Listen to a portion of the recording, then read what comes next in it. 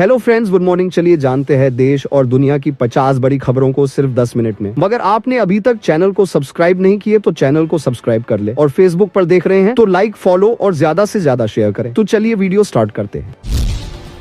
नई दिल्ली सीट से भारतीय जनता पार्टी भाजपा के उम्मीदवार प्रवेश वर्मा ने आम आदमी पार्टी आप के संयोजक अरविंद केजरीवाल के खिलाफ चुनाव आयोग और दिल्ली पुलिस में शिकायत दर्ज करवाई है। प्रवेश वर्मा ने अरविंद केजरीवाल और आप के कार्यकर्ताओं पर नई दिल्ली सीट पर आदर्श आचार संहिता (AMCC) के उल्लंघन का आरोप लगाया है। अपनी लिखित शिकायत में प्रवेश वर्मा ने कहा है कि सर, आपका ध्यान नई दिल्ली विधानसभा क्षेत्र के आप उम्मीदवार अरविंद केजरीवाल के गलत कामों की ओर खींचना चाहता हूँ। उन्होंने मतदाताओं को प्रभावित करने के लिए साजिश रची और गंदी चाल चली है। 19/1/2025 को ईस्ट किदवई नगर नई दिल्ली में इस निर्वाचन क्षेत्र में अरविंद केजरीवाल ने अपने पार्टी कार्यकर्ताओं को अवैध रूप से RWA को कुर्सियां वितरित करने के लिए भेजा ताकि मतदाताओं को प्रभावित किया जा सके।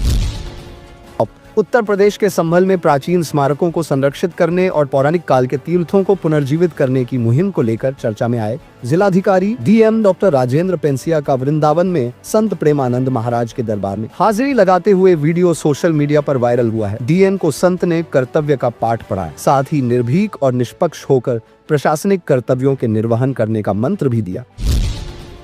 सिर्फ साल भर में ही बिहार की जातिगत गणना पर राहुल गांधी का रुख बदल गया है और विधानसभा चुनाव से पहले ये चीज बहुत सारे सवाल खड़े करती है। जनवरी 2024 में राहुल गांधी भारत जोड़ो न्याय यात्रा के साथ बिहार पहुंचे थे। ये तभी की बात है जब नीतीश कुमार पाला बदलते हुए इंडिया ब्लॉक छोड़कर NDA में BJP के साथ चले गए थे। राहुल गांधी ने तब जातिगत गणना का श्रेय नीतीश कुमार से लेकर तेजस्वी यादव को देने और थोड़ा क्रेडिट खुद भी लेने की कोशिश की थी, लेकिन अब वो बिहार के उसी कास्ट सेंसस को फर्जी करार दे चुके।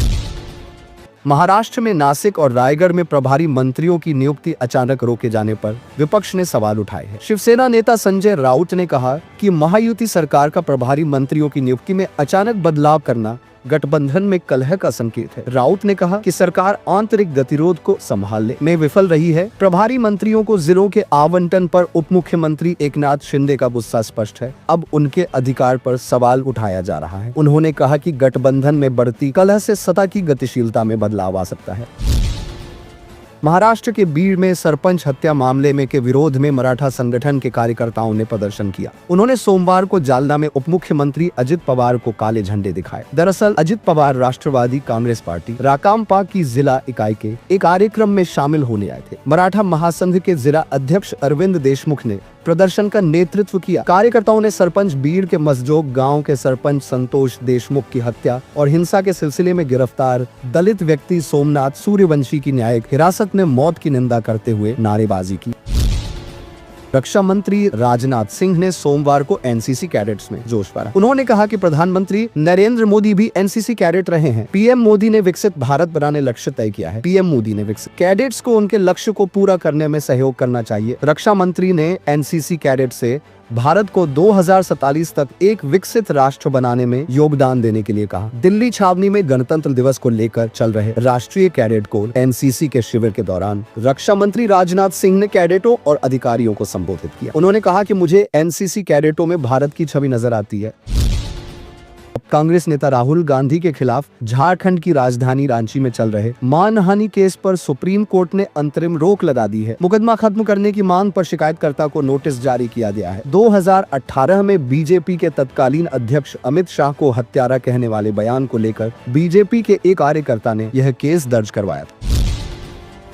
दिल्ली में अरविंद केजरीवाल के नेतृत्व में बनी अरविंद केजरीवाल सरकार ने तीर्थ यात्रा योजना के तहत दिल्ली के बुजुर्गों की दिली ख्वाहिश पूरी की है। मात्र 5 साल में दिल्ली सरकार ने 92 तीर्थ यात्राएं आयोजित कर इतिहास रच दिया। इस यात्रा के माध्यम से केजरीवाल की पूर्व सरकार और मौजूदा आतिशी सरकार ने बुजुर्ग श्रद्धालुओं को सहज और सुरक्षित यात्रा का अनुभव प्रदान किया। तीर्थ यात्रा योजना से जहां एक तरफ बुजुर्गों की मनोकामना पूरी हुई, वहीं कई जरूरतमंद परिवार जो अपने माता पिता को तीर्थ यात्रा करवाने का सपना देखते थे लेकिन असमर्थ थे, उनका भी सपना पूरा हो गया।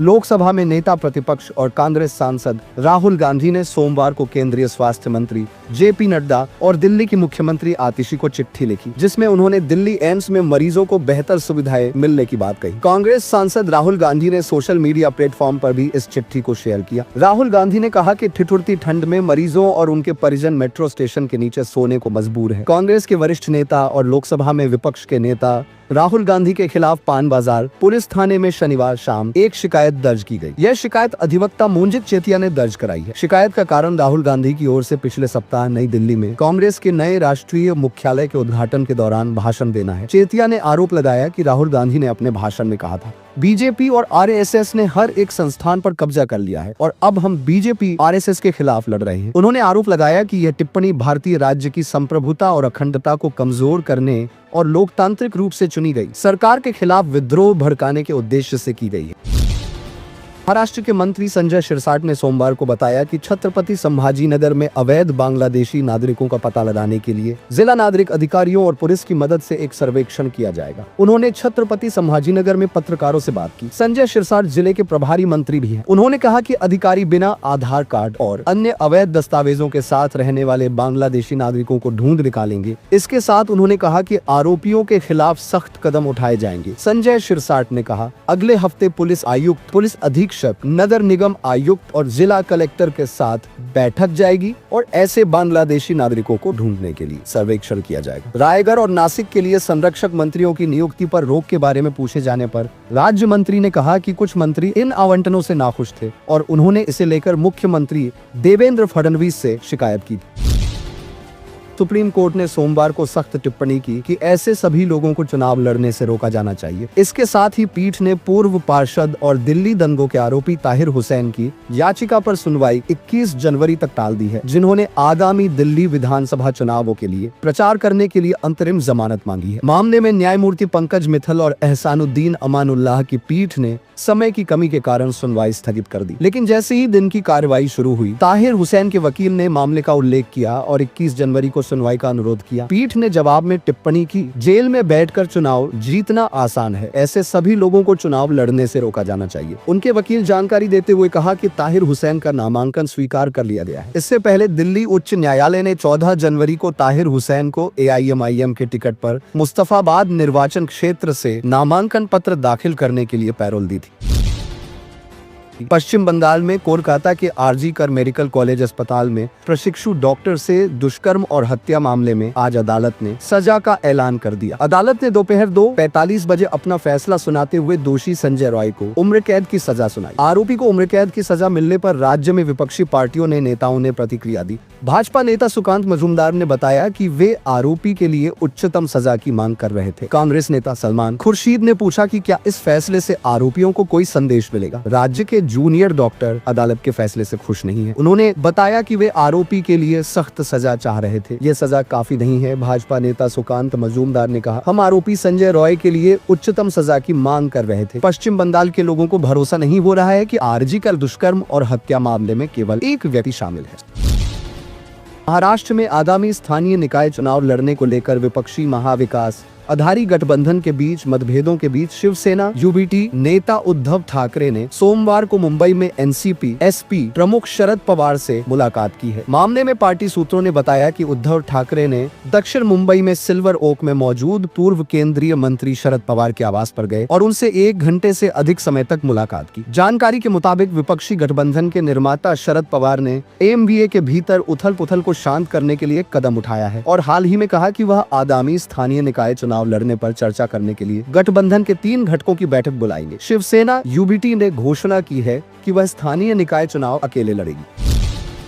राज्य निर्वाचन आयोग ने आज छत्तीसगढ़ में नगरीय निकाय और पंचायत चुनाव की तारीखों की घोषणा कर दी। इसी के साथ प्रदेश में आचार संहिता 20 जनवरी से लागू हो गई है। नगरीय निकाय चुनाव 1 चरण में 11 फरवरी जबकि पंचायत चुनाव 3 चरणों में 17 फरवरी शुरू होंगे। नगरीय निकाय चुनाव के लिए नामांकन प्रक्रिया 22 जनवरी से शुरू होगी। नाम वापसी की अंतिम तिथि 31 जनवरी है। मतदान 11 फरवरी को होगा और मतगणना 15 फरवरी को की जाएगी। पंचायत चुनाव 3 चरणों में आयोजित होंगे। इसके लिए नामांकन 27 जनवरी से शुरू किया जाएगा। मतदान 17 फरवरी, 20 फरवरी और 23 फरवरी को होगा। नई रायपुर स्थित कार्यालय में दोपहर 3 बजे प्रेस कॉन्फ्रेंस आयोजित की गई है। इस दौरान आयोग ने चुनाव की तैयारियां पूरी कर ली है और आचार संहिता 20 जनवरी तक लागू हो गई है। चुनाव के कारण बोर्ड और प्री बोर्ड परीक्षाओं पर कोई असर नहीं पड़ेगा।